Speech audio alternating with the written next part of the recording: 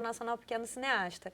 Mas não só os que eu dou aula. O Festival Pequeno Cineasta é um festival internacional. A gente estava falando disso, como é importante hoje um mundo que a gente fala com o mundo inteiro, né? Então, e essa contribuição, essa conexão de trocar ideias, cultura, a gente dentro do festival também faz uma videoconferência com o país convidado, que aí a gente apresenta um filme desse país, esse ano vai ser a Espanha, uma escola muito bacana de Sevilha que chama Taller Telekids, que eles também têm o mesmo projeto, tipo de trabalho, né?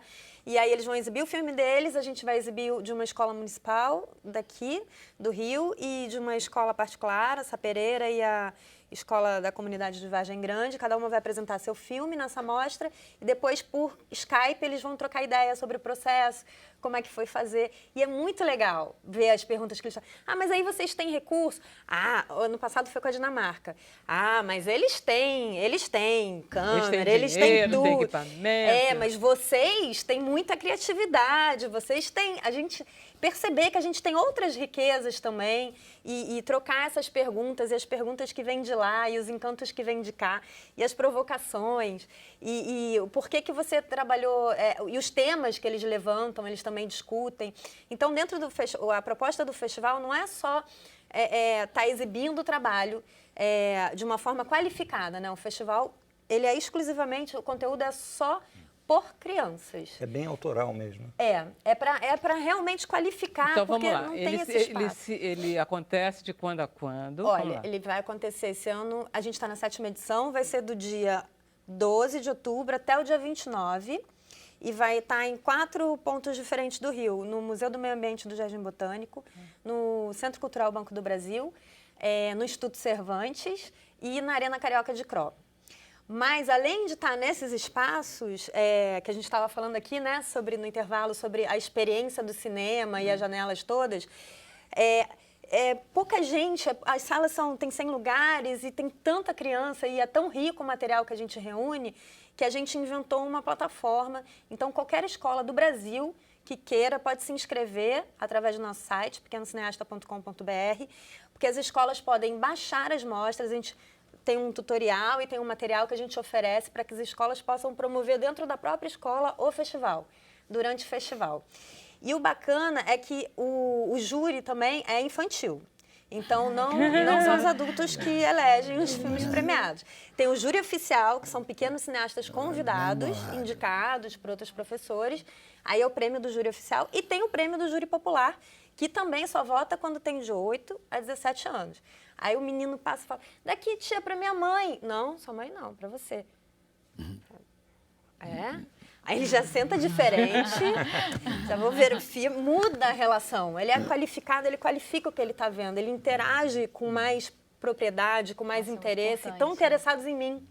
Não, sobretudo que não tem mistura, não tem adulto nenhum misturado. Não, os pais podem assistir e se divertir, mas eu estou interessada no que tem na cabeça deles. Então, eu quero saber. O primeiro critério para se inscrever no festival é que tem que ser o roteiro, direção de uma criança, entre 8 e 17 anos. Tá, se a gente tiver interferência já acabaram as inscrições, né? Porque não, você as inscrições agora já é o festival. Quantos inscritos você teve? São filmes, quer dizer, não é a criança, é o filme. Sim. Foram... Ai, Raquel, me ajuda. Quanto que é? Não são 900, não é uma coisa gigante? Peraí, deixa eu ver se eu tenho aqui. A gente selecionou 70, acho que foram quase 200 esse ano. Acho que 900 78 curtas que estão selecionados para serem exibidos. Inscritos, acho que foram 180, uma coisa assim. Tá. E esse número vem aumentando. Assim, no primeiro ano de festival, a gente teve o quê? 70 filmes inscritos. Agora a gente tem 70 selecionados. Tá. E é muito feliz para mim perceber que a qualidade vem aumentando. A qualidade no sentido de se expressar através da linguagem cinematográfica, que é alguma coisa que a gente ainda não aprende na escola, que é mais uma bandeira que eu levanto. É uma linguagem, como a música, como a escrita. O cinema tem sua linguagem também. Tem diversas formas de se expressar, diversas possibilidades para a gente conversar e descobrir e experimentar. E isso não é muito experimentado. E sendo que eles têm acesso a muita ferramenta hoje em dia. Então, se você dá mais ferramenta, conversa, elabora junto, eles vão muito... Eu vejo filme, todo mundo que vai falar, isso aí foi feito por criança. Ali no pedacinho já dá para sentir, isso aí não foi feito pela criança. que também é outra... E você consegue premiar esses... tem premiação, tem categoria, tem tudo? Tem. As categorias são divididas entre idades, então a categoria criança é entre 8 e 12 anos e a categoria jovem de 14 a 17. Aí tem a categoria nacional e a internacional. Tá.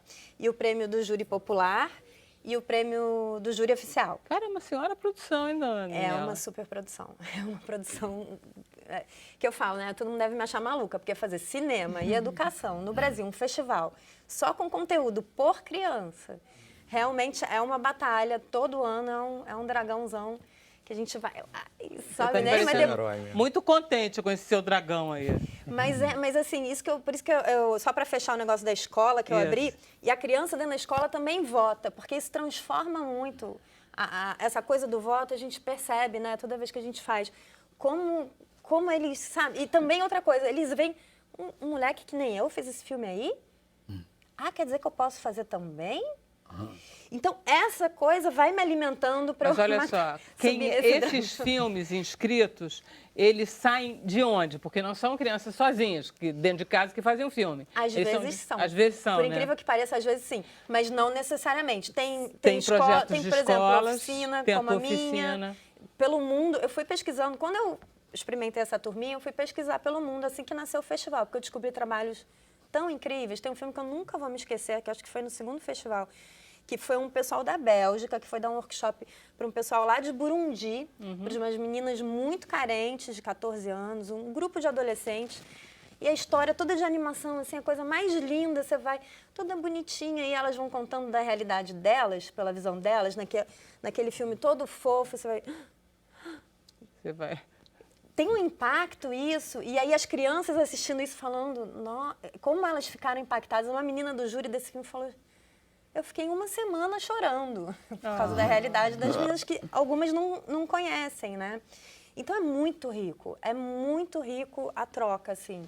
E essa aproximação da infância e a troca, e tá abrindo um espaço qualificado para eles, sabe? Para eles se expressarem, para eles mostrarem como é que eles... né, transformarem em arte os pensamentos e trocarem e aprenderem. E a gente se aproximar, porque eles têm muito para... Eu aprendo muito com eles, muito Maravilha, mesmo. muito lindo. Sem demagogia. Projetos magníficos. Vamos lá, Zé Ricardo, vamos falar do seu agora. Bom, Gente que lê. Também começa cedo, né? Pois é, eu estou achando muito bacana isso, essa coisa do cinema, essa coisa tão autoral que você falou, porque o Gente que Lê tem esse desafio de levar para a escola uma proposta que seja autoral. Né? A gente tem um problema sério na escola, e não é de hoje, é um problema que a escola vem se arrastando, de escolarizar o conhecimento. Né? A vida é feita de narrativas, de histórias, né? E são muitas histórias. Né? Aí quando você tem a possibilidade de trabalhar literatura, práticas leitoras de uma forma muito interessante, porque ali já está o próprio produto da sedução, né? A escola pega aquilo e escolariza. Tenta normatizar a língua, olhar com olhos de cientificidade alguma coisa que é absolutamente poético, que tem toda uma abordagem que a criança se identifica, que o estudante está, de alguma forma, fazendo alguns links com a sua vida particular. Né? E a escola vem e, uau, atropela. Estraga qualquer vínculo possível, passado, presente, futuro, com uma coisa magnífica que é a literatura. Né? Pois é.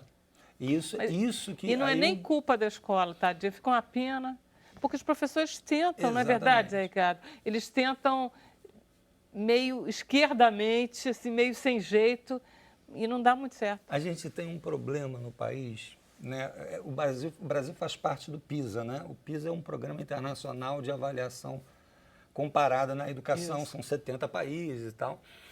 A última edição, a avaliação do PISA foi 2015, e a ênfase foi matemática, ciências e leitura. Yes. O Brasil caiu mais posições, né? Foi para 59º em leitura. Tem uma escola muito bacana lá em Macaé, né? Que a coordenadora, a Patrícia Sertório, quando começou o projeto em 2009, ela quis fazer um piloto. E a abordagem que o Gente que Lê propõe é uma abordagem absolutamente distinta do que a escola faz enquanto proposta de abordagem conceitual para o trabalho. Né? Então, a gente tem que encontrar com o professor para poder desenvolver com ele esse olhar que ele não tem, porque ele também foi aluno, foi estudante, passou por uma escola que não o fez leitor, fez uma graduação que não o fez leitor e está tentando fazer alguma coisa que ele não entende mais ou menos, mas está tentando fazer, buscando da memória o que ele fez, o que foi feito com ele para ele tentar fazer. Estamos falando de você, né, Maite? Sim. De alguma forma. E aí foi bacana porque uma das professoras, a professora Silvana, que ela fez durante o ano inteiro, fiz vários encontros com ela, nós discutimos, apresentando abordagem, que a gente chama de abordagem, tem 3 conceitos clássicos que a escola trabalha. Conceito de interpretação, compreensão e recepção textual. O que a escola trabalha, via de regra, é interpretação e compreensão. Recepção textual é como a gente recebe, é como a gente lida no afeto, na emoção com o texto, né? A escola não trabalha com isso. Quando nós começamos a discutir, debater com a professora, a desenvolver atividades, aí no final do ano juntou todos os professores da escola, e aí a professora Silvana foi dar um depoimento muito engraçado. Ela falou, vocês sabem que eu trabalho há muitos anos nessa escola, estou me aposentando, e eu devo dizer a vocês que eu nunca trabalhei tanto na minha vida como eu trabalhei este ano. Aí eu olhei assim, meu Deus, vai assustar todo mundo, ninguém vai querer o projeto. E aí ela falou que os alunos desembestaram a escrever como eu nunca vi na minha vida. Porque, de fato, os alunos começam a entender que não é um dever, é uma relação, né, muito distinta do que, eventualmente, a gente vê cotidianamente. Eu me lembro que isso aconteceu, e aconteceu com todos nós, né? Na minha infância, quando a professora foi falar assim, vamos aprender a escrever carta, eu fiquei num êxtase assim, vou poder escrever carta, porque eu morava no Engenho de Dentro, subúrbio do Rio, e meus primos moravam no Leblon. Do Engenho de Dentro ao Leblon, uma viagem, né?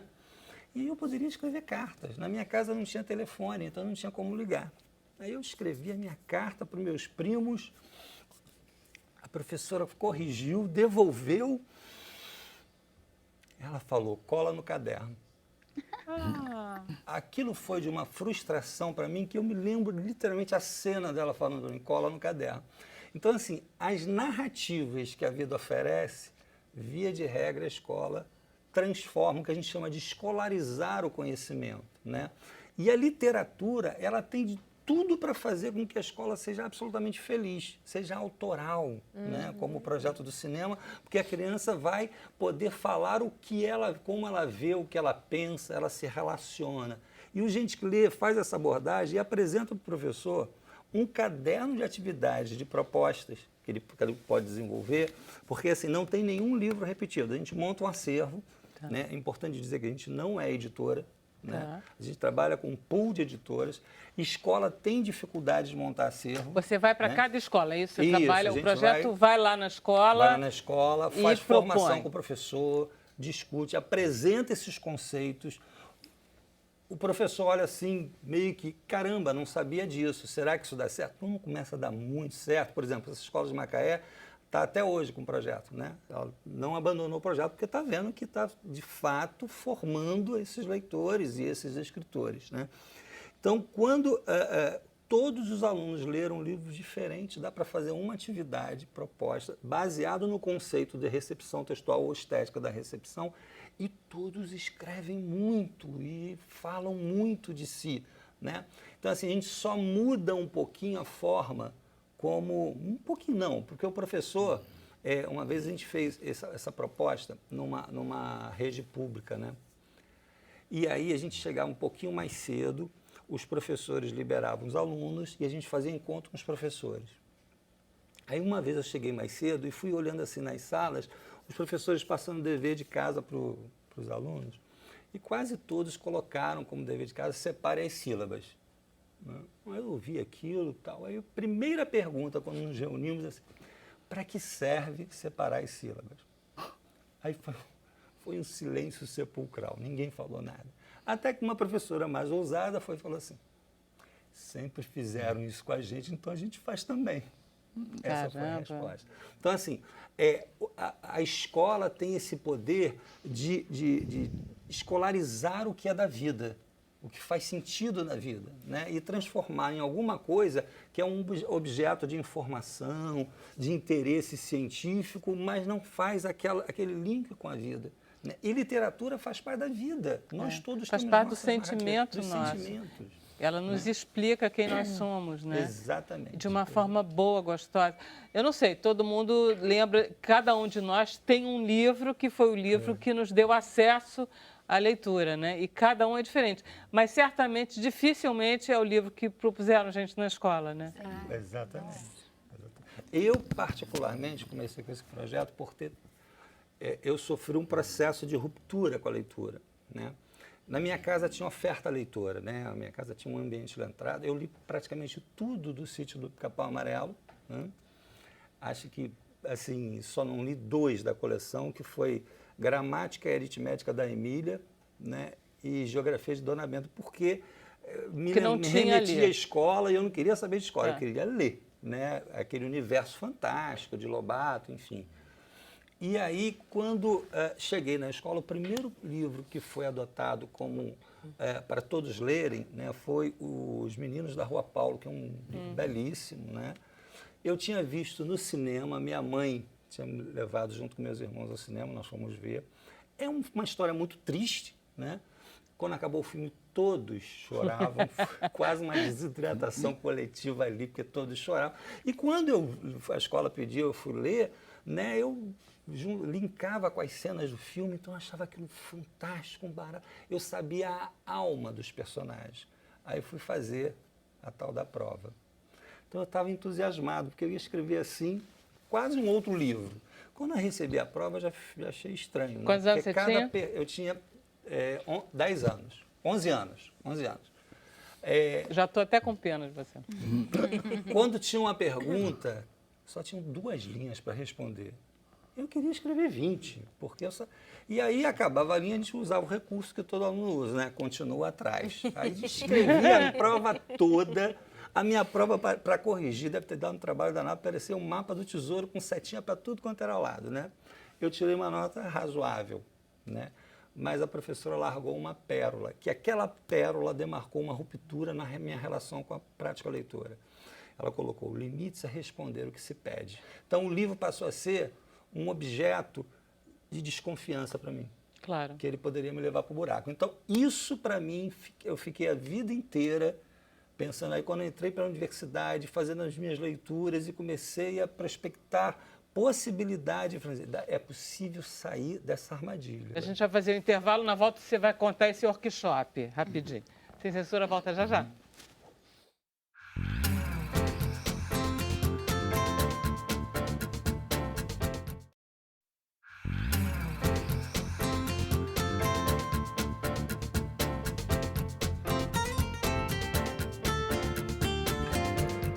E voltamos com o Sem Censura, vamos conversar mais um pouquinho com o Zé Ricardo. Olha só, então, conta esse workshop, o que é? Olha, nós tivemos um workshop no dia 21 de setembro. Ah, né? já acabou? O 21 foi dia 21 de setembro, onde convidamos escolas e professores, e foi na Glória, né, no espaço Nex da Glória. Foi um workshop que a gente fez um debate, uma discussão, apresentou a fundamentação da proposta, né? Fez leitura, cada professor leu um livro, e depois a gente fez atividade. Foi muito divertido, porque as atividades são muito engraçadas, né? Acaba sendo muito engraçado. E eu estava falando aqui no intervalo com a Daniela sobre o projeto, ele está sendo incentivado para poder ir para a escola pública, da rede pública municipal aqui do Rio. Ele acontece na rede privada. Algumas prefeituras, como a Prefeitura de Niterói, alguns anos atrás, foi lá e fez o projeto. E há muitos anos atrás, em 2002, eu fui fazer uma apresentação do projeto na UFRJ, que uma professora pediu para apresentar para os alunos de pedagogia. E tinha um aluno de Angola, um estudante de Angola. E ele ficou muito interessado em levar o projeto para Angola. E levou o projeto para lá, apresentou no Ministério da Educação. E o que aconteceu? Angola tinha acabado a Guerra Civil, estava arrasada. Então, assim, as escolas não tinham janela, porta, água, cadeira e mesa. Os alunos sentavam no chão e escreviam na coxa, né? Como é que ia comprar livro? Né? Então, naquele momento, ele voltou arrasado, me contou essa história, eu fiquei mais arrasado ainda, evidentemente, a gente tem uma dívida com a África histórica, né? E aí as escolas do Gente que Lê daquela época, eu conversando com os coordenadores, a proposta era fazer que os alunos, na produção da escrita, depois da leitura dos livros, tem muita produção de texto, os alunos, aquelas histórias se transformavam em histórias artesanais, ilustradas, e esses livros, durante algum tempo, foram para as escolas de Angola. Que bacana. Nossa, isso é Foi Que muito uma história relação linda. muito bacana. Dá um filme. Pois é, não é verdade? Maravilha. Vamos lá, Maitê, contar agora a tua história, Vamos lá. que é essa história do PCEP, que... O que quer dizer PCEP, afinal? Então, é Projeto de Ensino Cultural de Educação Popular. Tá. A gente começou nos anos 2000, na verdade não começou, né? Teve aquela tragédia do ônibus 174, que todo mundo viu na televisão.